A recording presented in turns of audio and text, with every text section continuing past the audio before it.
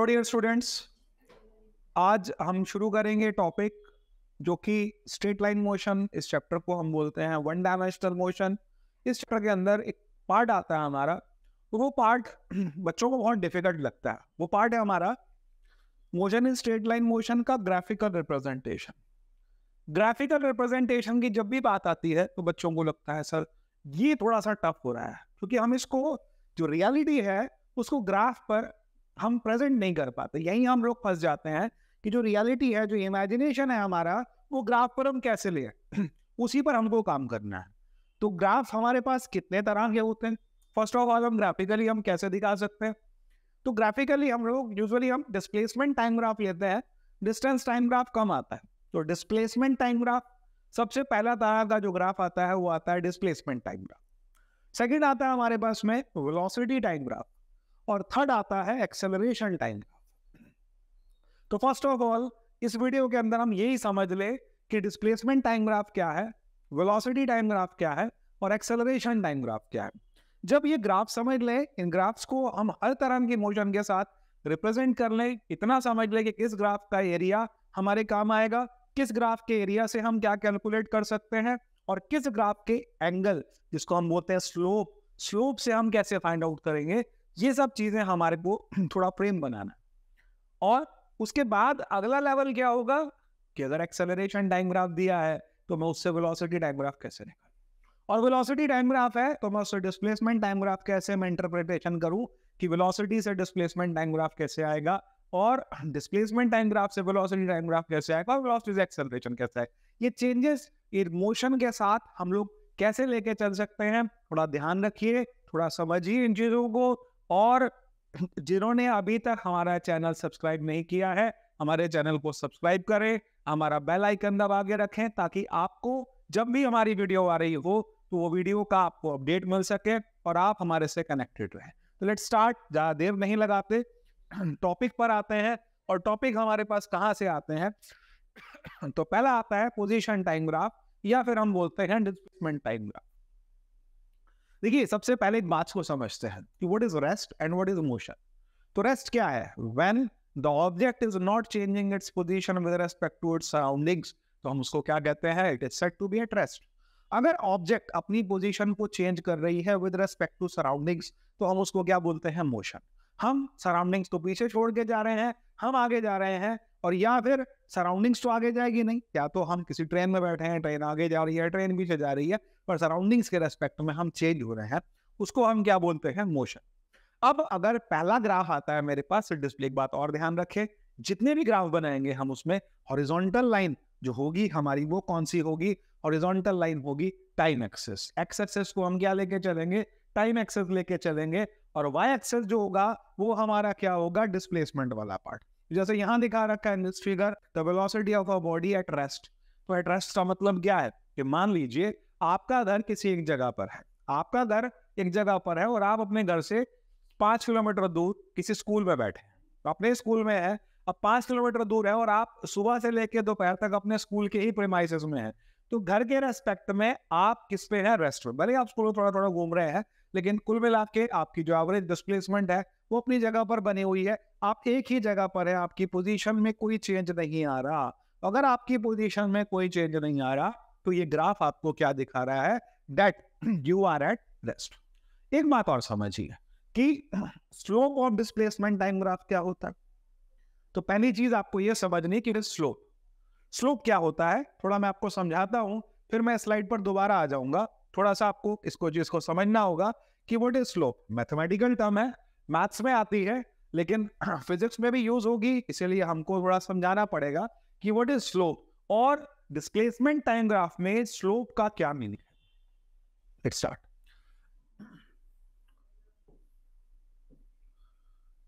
मान लीजिए coordinate axis है, एक्स एक्सिस, वाई एक्सिस। हमारे पास स्लोप का 3-4 मीनिंग है। तो पहला मीनिंग आता है स्लोप, दूसरा वर्ड आता है मेरे पास ग्रेडियंट, और इसी का एक और मतलब आता है जिसको हम क्या दिखाते हैं? Tan theta. स्लोप मतलब टैन थीटा का मतलब ये लाइन पॉजिटिव एक्स एक्सिस के साथ क्या एंगल बना रही है? इस एंगल का tangent of this angle will be slope. तो स्लोप या ग्रेडियंट हमने किससे दिखा दिया? tan थीटा से दिखा दिया। अब सिर्फ ऐसे दिखा सकते हैं, यही मेथड है। अब tan थीटा को हम क्या बोलते हैं? तो tan थीटा आप समझिए कि tan थीटा को हम क्या लेके चलते हैं? तो हम लोग tan थीटा को लेके चलते हैं फिजिक्स के, मैथ्स के हिसाब से tan थीटा क्या होता है भाई? tan थीटा होता है परपेंडिकुलर अपॉन बेस। थोड़ा सा आपको पेशेंस के साथ इस चीज को समझनी पड़ेगी कि यार स्लोप क्या है। तो स्लोप का मतलब tan थीटा, tan थीटा का मतलब ये पार्ट परपेंडिकुलर, ये पार्ट बेस। परपेंडिकुलर वाला पार्ट और बेस वाला पार्ट अगर मैं ले लेता हूं तो मैं उसको tan थीटा कहता हूं, उसको मैं P अपॉन बी कहता हूं। और इसी के हिसाब से अगर कोऑर्डिनेट एक्सिस के अंदर लेके चलता हूं, और कोऑर्डिनेट एक्सिस में मेरे पास दो एक्सिस हैं, एक्स एक्सिस और वाई एक्सिस। मेरे पास दो कोऑर्डिनेट आ गए, x1 y1 और x2 y2। मैं आपको मैथ्स में क्यों ले जा रहा हूं? क्योंकि मैथ्स आपको थोड़ी थोड़ी समझनी पड़ेगी इस चीज के लिए। अब ये वाला पार्ट मेरे पास डिस्टेंस कितना है? x1, और ये वाला डिस्टेंस कितना है? x2। ऐसे ही ये डिस्टेंस कितना है? y1, and the upper one is what? y2। तो इसका मतलब ये कितना बचा मेरे पे? y2 minus y1। और ये कितना बचा? x2 minus x1। तो परपेंडिकुलर मेरे पे कितना आ गया? y2 minus y1। बेस कितना आ गया? x2 minus x1। तो मैथ्स के कोऑर्डिनेट ज्योमेट्री के हिसाब से स्लोप क्या आती है? y2 minus y1 upon x2 minus x1। Perpendicular upon base, तो स्लोप। अब डिस्प्लेसमेंट टाइम ग्राफ के अंदर स्लोप का क्या मीनिंग लेके चलूंगा, जरा उस बात को भी समझ लेते हैं कि डिस्प्लेसमेंट टाइम ग्राफ के अंदर मैं स्लोप को क्या लेके चलूंगा। अब इसको थोड़ा समझते हैं। स्लोप परपेंडिकुलर अपॉन बेस है, हमने आपको बता दिया। ये ग्राफ है, इस ग्राफ में ये पोजीशन है, इनिशियल पोजीशन है। इसको ग्राफ को हम ऐसे बना लेते हैं, मान लिया। थोड़ा सा प्रैक्टिकली बनाने की कोशिश करेंगे। और एक बात, ग्राफ वाले क्वेश्चंस को सिर्फ देखना नहीं, ग्राफ वाले क्वेश्चंस को बनाना है। अगर आपको थोड़ा सा भी लग रहा है कि मुझे क्लियर नहीं हो रहा, प्लीज बनाइए इसको। जब आप बनाएंगे तो आपके दिमाग के थ्रू, हाथ के थ्रू चीजें जो आपको याद होंगी। ये हैबिट छोड़िएगा कि लिखना नहीं है, लिखने की आदत डालिए। चाहे कॉपियां भरनी पड़े, चाहे आपको रफ कॉपी, रिसाइकल पेपर रखना पड़े, कुछ भी करना हो, कीप राइटिंग, लिखो। लिखने से क्या होगा? आपको तैयारी होगी, कॉन्फिडेंस आएगा, आपको याद रहेगा। डायग्राम देख के नहीं हो पाते, डायग्राम बनाने से होते हैं, लिखने से होता है। मान लिया आपके पास टाइम दिया है, यहां टाइम आपने सेकंड्स में ले लिया, और यहां आपने डिस्प्लेसमेंट ले लिया, मान लिया 2 metre, 4 metre, 6 metre, 8 metre, 10 metre आपने डिस्प्लेसमेंट ले लिया। आपके पास एक पोजीशन है ये वाली, और आप थोड़ी देर बाद पोजीशन 8 पर पहुंच गए। और कितनी देर में आप पहुंच गए? ये आपके पास में बेस वाला पार्ट, परपेंडिकुलर वाला पार्ट, आप कैसे कैलकुलेट करेंगे स्लोप? ये 8 है, ये 2 है, तो ये कितना बचा? 6। ये 4 है, ये 1 है, तो ये कितना बचा? 3। तो स्लोप से आप क्या फाइंड कर पाएंगे? वेलोसिटी।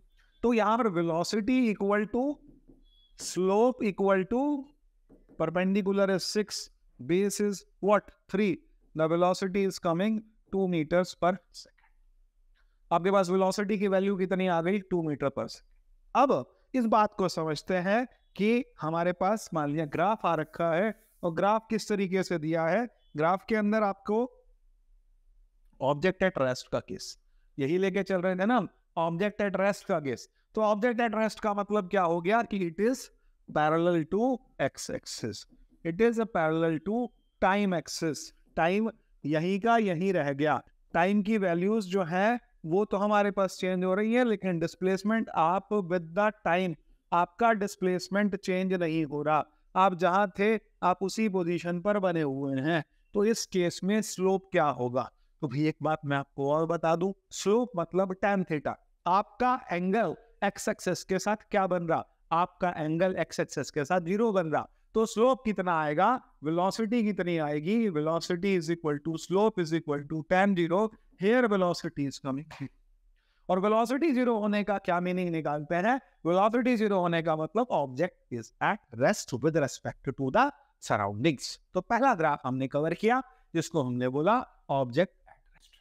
आगे चलते हैं, थोड़ा सा और नेक्स्ट स्लाइड देख लेते हैं, थोड़ा सा आगे समझ लेते हैं, फिर वापस इस चीज पर आएंगे, क्योंकि समझना तो हमको लिख लिख करके ही है। एक और case, position time graph when object is eight infinite velocity.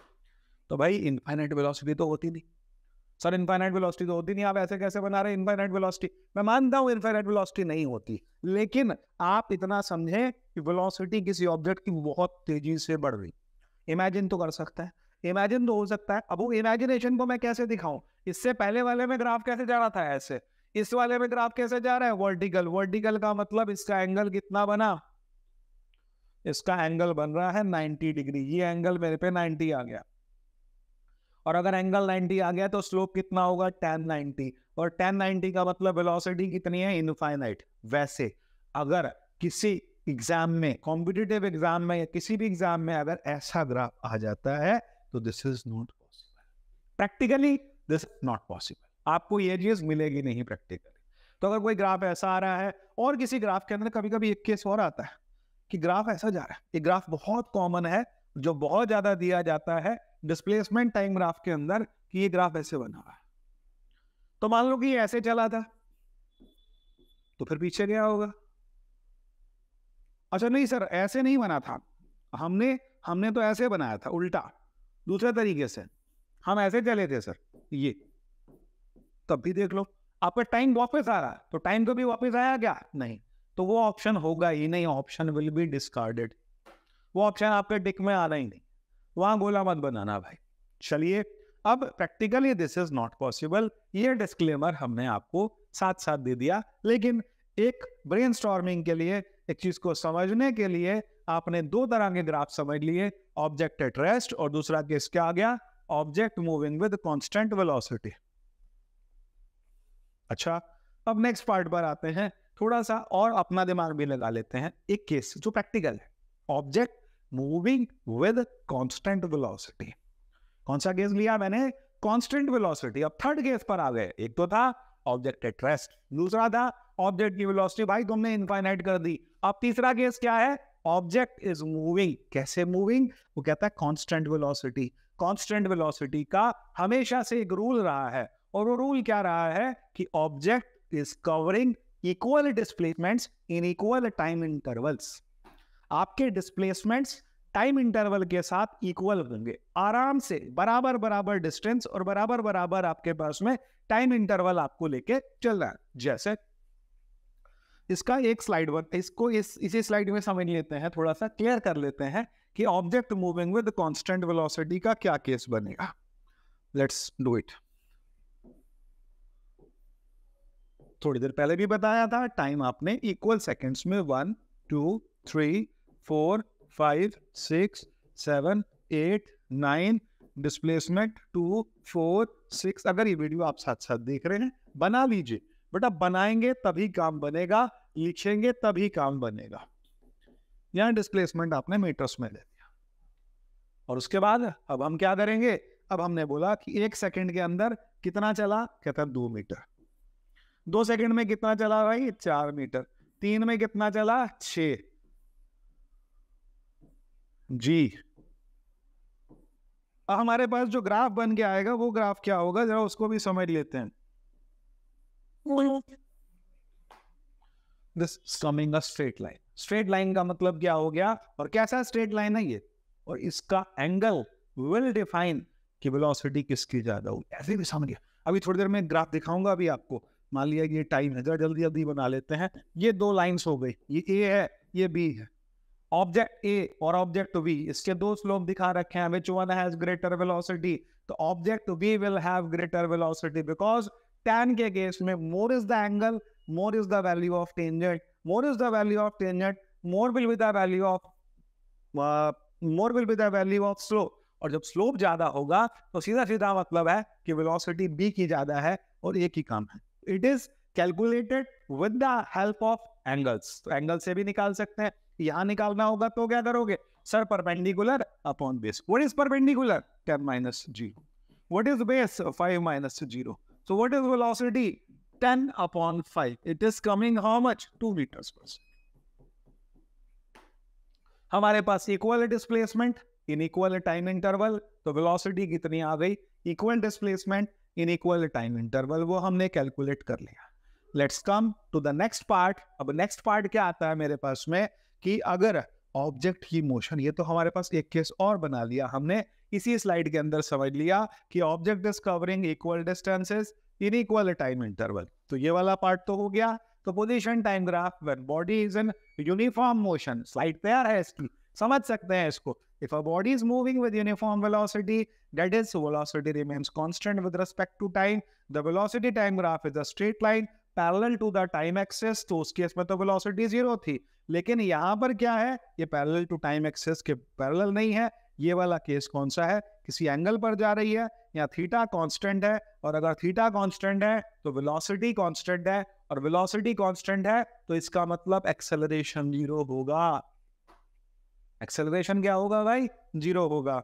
तो that the line with constant slope represents uniform velocity of the particle. तो ये तो एक केस हो गया।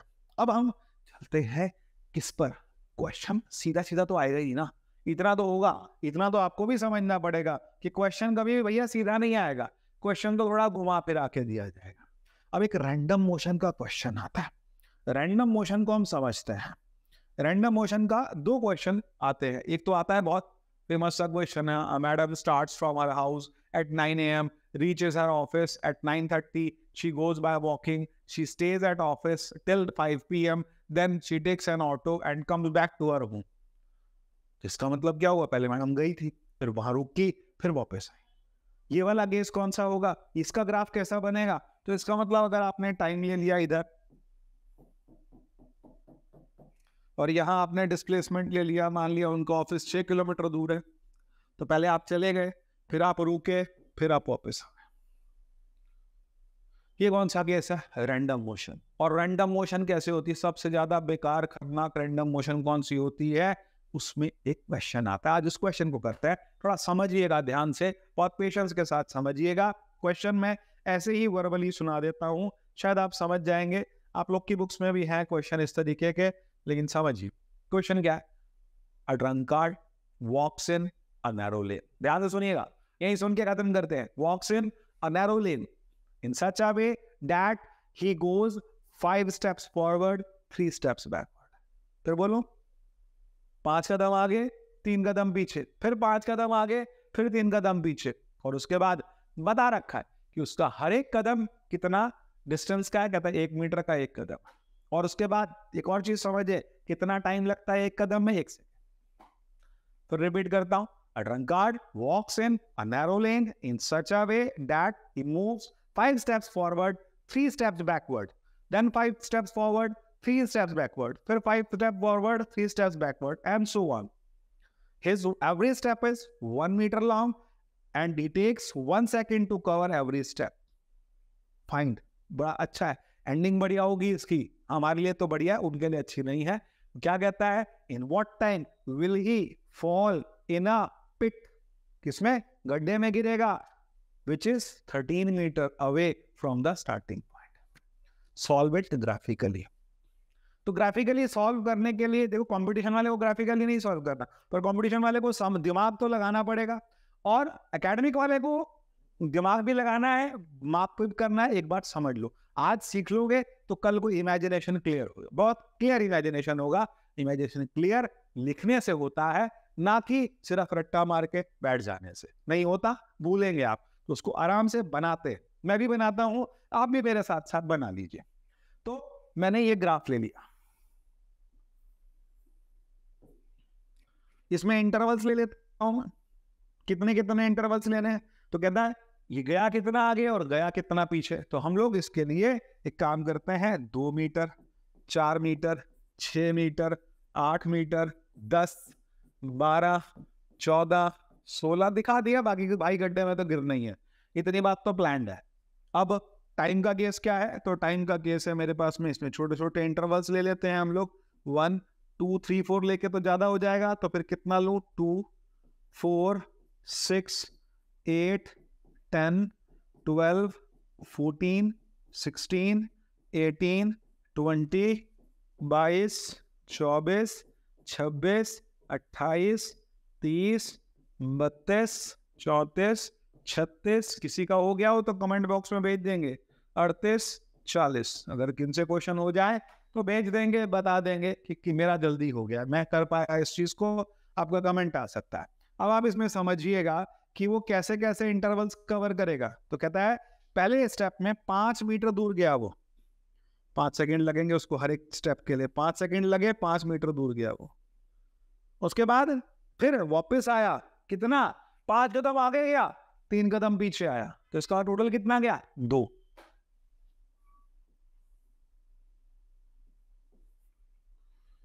टाइम कितना लगा दिया, 8। चलते आगे, अभी गड्ढा नहीं आया। उसके बाद फिर कहां जाएगा, 2 से 2 + 5 7, तो का मतलब 8 + 5 13 सेकेंड्स तक वो आगे जाएगा। बनाना पड़ेगा और बहुत पेशेंस के साथ बनाना पड़ेगा।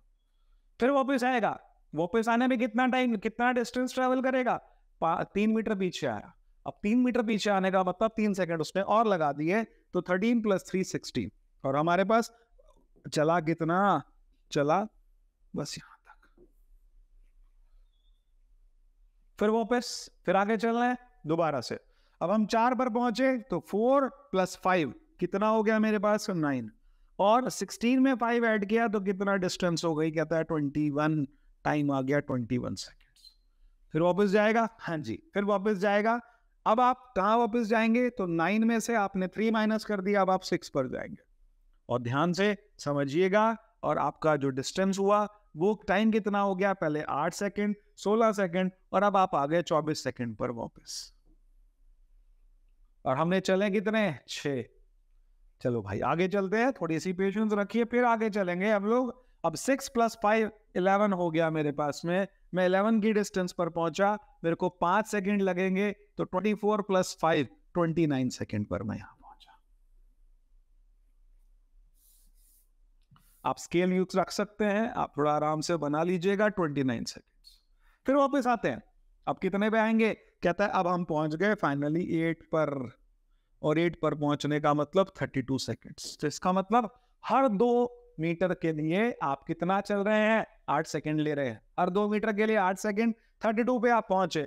और यहां से पहुंचने के बाद 8 मीटर के बाद फिर वो भाई चलेगा, और वो कहां पहुंचेगा, 13 पर पहुंचेगा। 32 + 5 13 का मतलब 32 + 5 कितना सेकंड हो गया, कहता 37 सेकंड। और 13 मीटर पर वो जब जाके बैठता, गिरता है, तो किसमें गिरेगा, गड्ढा कहां पर है, तो कहता है गड्ढा जो है, पिट जो है वो कितनी डिस्टेंस पर है, तो कहता पिट उसकी जो है वो 13 मीटर पर। वापस आएगा नहीं, अब गिर गए, कितना टाइम लगा, 37 से। आंसर आ गया, आंसर आ गया। इसे आप अब अपने अंदाजे से भी कर सकते हैं, और हमेशा एक ही क्वेश्चन नहीं आएगा, क्वेश्चन चेंज हो सकता है। लेकिन ये जो ग्राफ दिखा रहा है, इस ग्राफ से इमेजिनेशन समझिए कि ये गया कैसे, ऊपर फिर नीचे, फिर ऊपर फिर नीचे। तो what is he trying to show? What is this graph trying to show? This graph is showing a random motion. ये दिखा रहा है random motion. Random motion समझते हैं कि नहीं समझते, आगे जाना पीछे आना, फिर आगे जाना पीछे आना, this is random motion. ये random motion हमने दिखाई। अब और आगे चलते हैं, थोड़ा सा और आगे की तैयारी करते हैं। इस डायग्राम को मैं हटा देता हूं, और अब आता है एक्सेलरेटेड मोशन। आपने घर से निकले और एक्टिवा उठाई, और एक्टिवा उठा के उसका कान अच्छे से मरोड़ दिया, तो वो कौन सा केस है, तो वो कहता है एक्सेलरेटेड मोशन का केस है। अब इसने इस पे आ गया, तो कहता है ये एक्सेलरेटेड मोड पे आ गया, वेलोसिटी बढ़ाएगा भाई, ये अभी गली से बाहर निकल गया, हाईवे पे आ गया, अब ना मम्मी देख रही ना पापा, अब इसने वेलोसिटी बढ़ानी है। तो ये कौन सा केस है, यूनिफॉर्म एक्सेलरेटेड मोशन। अब यूनिफॉर्मली एक्सेलरेटेड मोशन को ग्राफ में कैसे दिखाएं, इसको दिखाने से पहले एक छोटा सा क्वेश्चन सॉल्व करते हैं। क्वेश्चन कैसे अपने आप बनाते हैं, लेट्स मेक अ क्वेश्चन, अपने आप बुद्धि लगाते हैं कि ग्राफ ऐसे जाएगा, ये ग्राफ ऐसे जाएगा। ये भी कंफ्यूजन है बच्चों को, ये ग्राफ ऐसे जाएगा, ये ग्राफ ऐसे जाएगा। उन्होंने तो रॉकेट बना दिया, पर ग्राफ रॉकेट कैसे बनेगा वो भी देखना पड़ेगा। एक काम करते हैं कि डिस्प्लेसमेंट टाइम ग्राफ के लिए मैं एक इक्वेशन उठा लेता हूं। हमारे पास 3 इक्वेशंस ऑफ मोशन होती हैं। 3 इक्वेशन और मोशन के अंदर जो डिस्प्लेसमेंट और टाइम का रिलेशन है वो सेकंड इक्वेशन में आता है, और सेकंड इक्वेशन है s = ut + ½ at²। तो s is equal to ut plus half at square का मतलब क्या हो गया, when t is equal to rest 0। तो s कितना आ गया मेरे पास, हाफ at स्क्वायर। अब सीधे ग्राफ बना दे, नहीं, हम एक काम करते हैं, वैल्यूज निकालते हैं। वैल्यूज कैसे निकाले, आप एक काम कर लो, a की वैल्यू 10 ले लो और t की वैल्यू ले लो 1 सेकेंड, t की वैल्यू ले लो 1 2 3 4 अलग अलग सेकेंड। तो फिर इक्वेशन क्या बनी आपकी, 10/2 कितना हो गया, 5t स्क्वायर। अब आ जाओ काम पे, कैसे, अब हम एक टेबल बना लेते हैं छोटा सा। देखो पहले समझना है, फिर ग्राफ कैसा आएगा, फिर हमारे सबकॉन्शियस माइंड में चीजें बैठ जाएंगी कि यार ये ग्राफ तो ऐसे जाता है, ये मैंने बना के देखा, अपने हाथ से किया है और मैंने करना है, और मेरे पास आज टाइम है, कल कोई एग्जाम नहीं है हमारा 1 महीने तक भी कोई एग्जाम नहीं है, नीट अभी नहीं है, जेई अभी नहीं है, अभी हो चुके हैं सारे एग्जाम। ये टाइम है प्रिपरेशन का, ये टाइम है फाउंडेशन बनाने का, और इसी टाइम पे आप नहीं पढ़ते, इस टाइम पे आप कंफ्यूज्ड है, और जब टाइम चला जाता है फिर आप परेशान होते हैं, नहीं मैंने ये नहीं करा, मेरे टीचर ने मेरे पे ध्यान नहीं दिया, मुझे कराया नहीं, मैं कर नहीं पाया, मेरा लक ही खराब है। भाई तुम्हारे हाथ में अपना लक, अपना टाइम है, आराम से चीजों को लिखिए, बनाइए, करके देखिए। एक बार बनाने में क्या है, टी की वैल्यू 0, एस की वैल्यू 0, टी की वैल्यू 1, एस की वैल्यू 5, 5 इंटू 1 का स्क्वायर, टी की जगह 2 रखो, 5 इंटू 2 का स्क्वायर, 5 4 20 मीटर, 5 इंटू 3 का स्क्वायर है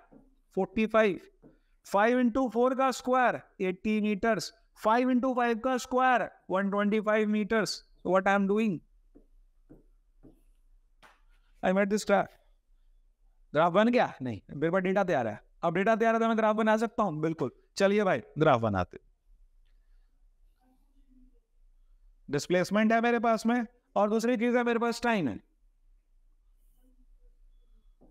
स्ट्रेट लाइन, ये टाइम एक्सेस, टाइम सेकेंड्स में लिया मैंने, डिस्प्लेसमेंट लिया मैंने।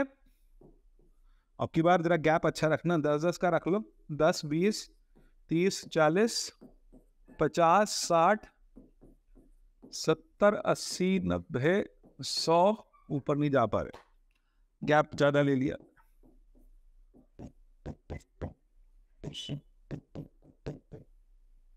हाँ जी, 1 सेकेंड में 5 मीटर, 2 सेकेंड में कितना था, 5 इंटू 2 का स्क्वायर 20, 3 सेकेंड में कितना हुआ था 45, 4 में कितना हुआ था 80। ये ग्राफ कैसे जा रहा है,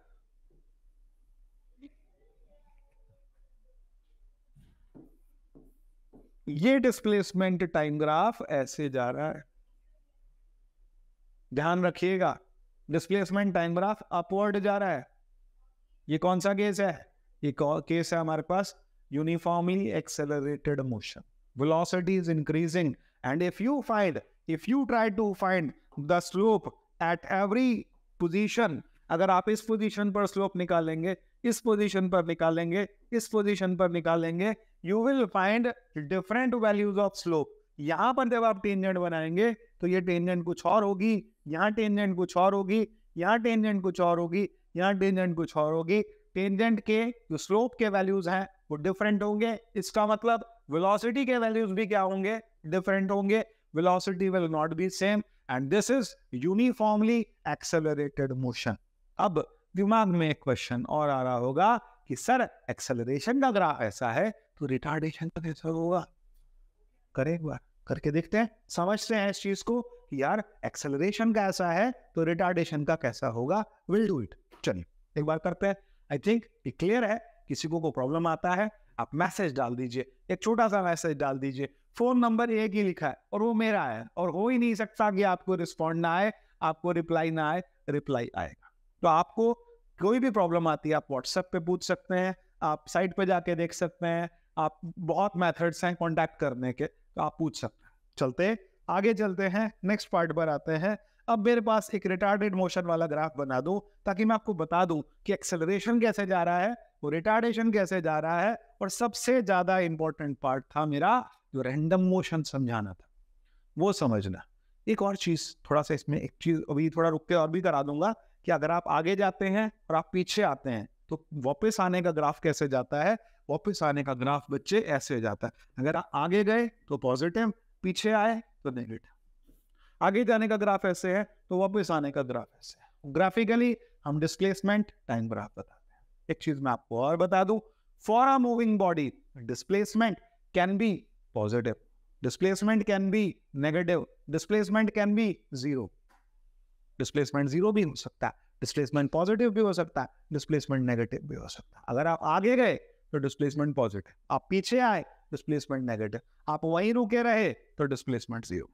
देयर आर 3 डिफरेंट केसेस, तो वहां पर डिस्प्लेसमेंट पॉजिटिव नेगेटिव। फिर आप बोलोगे सर आपने अभी एक वर्ड यूज किया, for a moving body displacement can be zero, तो अगर मूविंग है तो डिस्प्लेसमेंट, हाँ ना, है ना, इस पर्टिकुलर सेकंड पर इसका डिस्प्लेसमेंट जीरो हो गया, अब ये फिर घूमेगा, फिर वापस आएगा, जब इस पोजीशन पर आएगा फिर इसका डिस्प्लेसमेंट क्या होगा, जीरो होगा, फिर घूम के इस पोजीशन पर आएगा, फिर उसका डिस्प्लेसमेंट क्या होगा, जीरो। तो मूविंग बॉडी के लिए भी डिस्प्लेसमेंट जीरो हो सकता है, मूविंग बॉडी के लिए डिस्प्लेसमेंट पॉजिटिव हो सकता है सॉरी, मूविंग बॉडी के लिए डिस्प्लेसमेंट नेगेटिव हो सकता है। तो हमारे पास ये सारे मेथड्स क्लियर होने चाहिए। अब एक ग्राफ पर और आते हैं, और वो ग्राफ है रिटार्डेड मोशन का।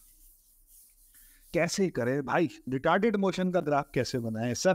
तो हम एक काम करते हैं, हम मान लेते हैं कि किसी ऑब्जेक्ट की इनिशियल वेलोसिटी 40 मीटर पर सेकेंड, उसमें जो रिटार्डेशन है वो 10 मीटर पर सेकेंड स्क्वायर का है, और उसको अब बस ये मिल गया तो वैल्यूज निकालते हैं। एस इज इक्वल टू कितना था, u t minus half a t square, a की वैल्यू लगा दो तो यू कितना है 40 t minus 5 t square. Now start putting the values, start putting the values का मतलब क्या है, हम इसके अंदर 40 टी माइनस 5 टी स्क्वायर के अंदर अलग अलग वैल्यूज लगाएंगे। एस इज इक्वल टू 0 पर तो डिस्प्लेसमेंट 0, टी की जगह मैं क्या लगाता हूँ 1 सेकेंड, 0 पर तो सब 0 है ही मान लो, लिख देते हैं अधिक कंफ्यूजन ना हो। 1 सेकेंड पर कितना होगा, 40 इंटू 1 माइनस 5 इंटू 1 का स्क्वायर, 35 मीटर दिखा रहा है। अब मैं 2 रखूंगा, 40 इंटू 2, ध्यान रखिएगा 40 इंटू 2 80 माइनस 5 इंटू 4 20, 80 माइनस 20 कितना आ गया 60। पेशेंस रखिएगा please, 3 seconds. 40 into 3 minus 5 into 3 का स्क्वायर कितना आ गया, 40 इंटू 3 120 माइनस 45, 120 माइनस 45 का क्या मतलब हो गया, 120 माइनस 45 का मतलब आ गया 75 मीटर। और उसके बाद अगर आपने दिखाया 4 सेकेंड्स तो 4 सेकेंड क्या होगा, 40 इंटू 4 माइनस 5 इंटू 4 का स्क्वायर, तो 40 इंटू 4 कितना हो गया 160 माइनस 5 इंटू 16 80 कितना आ गया 80। डिस्प्लेसमेंट के अंतराल में जो डिफरेंस है, पहले 35 था, अब 30, अब कितना रह गया 25, फिर कितना रह गया हमारे पास 15, फिर कितना रह गया 5। ये वैल्यूज याद रख लेंगे, ये वैल्यूज याद रख लीजिए, एक जगह लिख लीजिए। मैं तो मेरे को याद रखना, आपको थोड़ा याद रखना, आपने लिख लिया। अब मैं इसका ग्राफ बनाता हूँ, 35 60 75 80। चलो जी, 35 60 75 80 को प्लॉट करना है। Let's come to the graph now. मैं भूलूंगा नहीं भाई, 1 2 3 4 5 6, और यहाँ 10 20 30 40 50 60 70 80 पे ही थे हम। तो 1 सेकंड में कितना चल गया, कहता है 35, और 2 सेकंड में कितना चला, फिर 2 सेकंड में चला 35 60, फिर 75 75 80 80। ये ग्राफ भी कुछ कहना चाह रहा है, इसकी अगर भाषा को आप समझ पा रहे हैं तो ये ऐसे जा रहा है। कुछ भी मत बनाना, हम देना अपनी मर्जी से कुछ, क्योंकि आप लोग अपनी मर्जी से कुछ भी बनाते हैं, फिर बना के आते हैं, फिर बोलते हैं नहीं यार गलत हो गया, और मैंने समझा नहीं ठीक से, मुझे पता नहीं लगा। अब आप देखो ये वाला डिस्प्लेसमेंट टाइम ग्राफ कैसे है, और पिछले वाला कैसा था, पिछला याद है कि नहीं याद है? ये एक्सेलरेटेड मोशन का ग्राफ है, ये रिटार्डेड मोशन का ग्राफ है, ग्राफ्स आर डिफरेंट। और रिटार्डेड मोशन का ऐसे नहीं कि ऊपर से लकीर खींच दी, आप समझते ही नहीं, आप चीज़ों पे टाइम देते ही नहीं। थोड़ा टाइम दीजिए, थोड़ा समझिए। हम समझाने को आपको तैयार है, पर धीरे धीरे चीज़ों को समझिए कि एक्सेलरेटेड मोशन का ग्राफ कैसे है और रिटार्डेड मोशन का ग्राफ कैसे है। अब देख लेते हैं स्लाइड्स क्या कहती हैं। स्लाइड्स में भी देख लेते हैं हम लोग, थोड़ा थोड़ा समझ लेते हैं। Accelerated motion, when object is traveling in a straight line with an increase in velocity at equal intervals of time, then the object is said to be in uniform acceleration. Free falling body of an object, ऊपर से गिर रही है object, जो question बनाया था मैंने वो भी वही बनाया था कि ऑब्जेक्ट ऊपर से गिर रही है और उसका एक्सेलरेटेड मोशन का ग्राफ हमने बनाया। उसके बाद नेक्स्ट पर आते हैं, नेक्स्ट आर्टिकल पे आते हैं, और नेक्स्ट आता है मेरे पास retarded motion. When theta is decreasing, so the velocity is decreasing. That means retardation is negative. पहले केस में हमारे पास एंगल बढ़ रहा था, एंगल की वैल्यूज जो थी पहले केस में क्या हो रही थी, बढ़ रही थी। यहाँ पर एंगल की वैल्यूज अलग अलग पोजीशंस पर बढ़ती चली जा रही थी। तो इसका मतलब क्या हुआ, एंगल की वैल्यूज बढ़ने का मतलब ये एक्सेलरेटेड मोशन का केस है, और अगर एंगल की वैल्यूज घट रही हैं तो इसका मतलब क्या है, ये रिटार्डेड मोशन का केस है। चलते हैं आगे, नेक्स्ट पार्ट पर आते हैं, नेक्स्ट स्लाइड लेते हैं।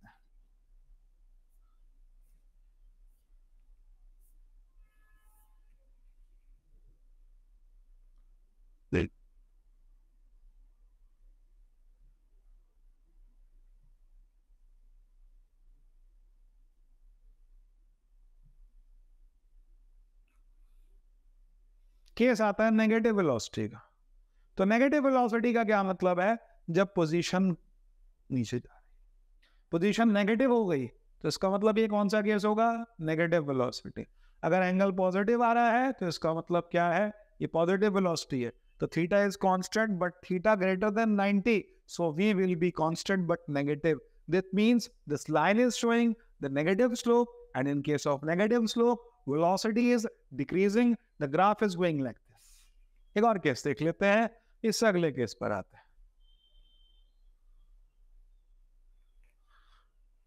ये रैंडम मोशन है, हम बता दिया हमने आपको position time graph when body subjected to different velocity, अलग अलग पोजीशंस पर अलग अलग एंगल्स आ रहे हैं इसकी मोशन के, तो इसको हम क्या बोलते हैं कि ऑब्जेक्ट की पोजीशन जो है या डिस्प्लेसमेंट जो है वो डिफरेंट आ रहे हैं।